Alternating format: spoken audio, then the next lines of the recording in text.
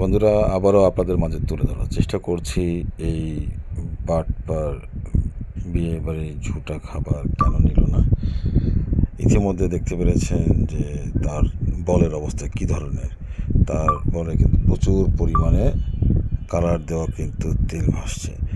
এটা এতই কালারিং করা হয় যে মানুষ এটাকে দেখে মনে করে যে এটা কত না স্বাদ, এবং দরিদ্র যারা আছেন অসহায় তারা কিন্তু এই স্বাদে মোহ হয়ে পড়ে মৌমাছির মতো ছুটতে থাকে। দেখেন ওই যে আমাদের পুলিশ ভাই দাঁড়িয়ে আছে, সে কিন্তু দেখছে, দেখার পর তার নিশ্চয় পছন্দ হবে না, এবং সে পছন্দ না হওয়ার পর সে কিন্তু চলে যাওয়ার চেষ্টা করবে।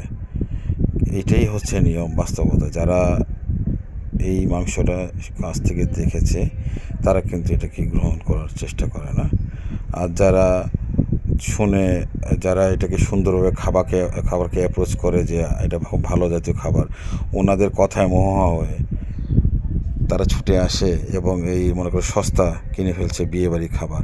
তারা এতটুকু বোঝে না যে বিয়েবাড়িতে এই ধরনের খাবার কখনোই তারা পাবে না।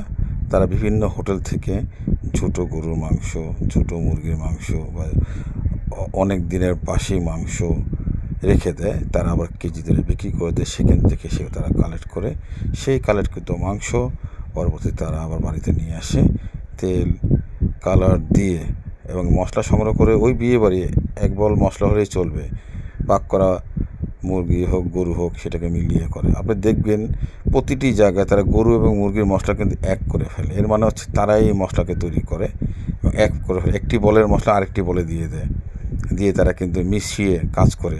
যদি আমার কথা সত্য না হয় আপনারা প্রমাণ নিজেরাই করতে পারবেন। তো এই যে দেখছেন একেবারে ভাঙা ভাঙা মাংস হয়ে গেছে, এরকম যদি মাংস হয় বা একদম ঝুরঝুরে মাংস হয়ে যায় তাহলে কেমন হয় বলেন। আর এইটা কিন্তু সে নিচে বসে করছে, কারণ কি সামনে করবে না, এখান থেকে সে বেছে বেছে মাংস দিবে, সেই হিসাবে আপনাকে নিতে হবে। এবং কারা নিচ্ছে? যারা অসহায় দরিদ্র, যারা মনে করছে এটা খুব মজাদার খাবার। অনেকেই কমেন্টস করেছেন যে এই যে খাবার যায় না, আমার ভিডিওতে কমেন্টস করেছেন।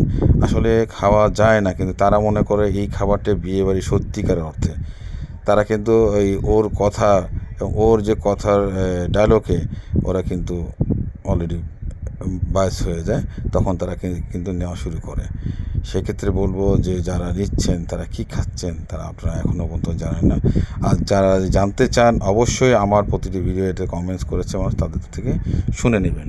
সুস্থ থাকবেন, ভালো থাকবেন, আল্লাহ হাফেজ।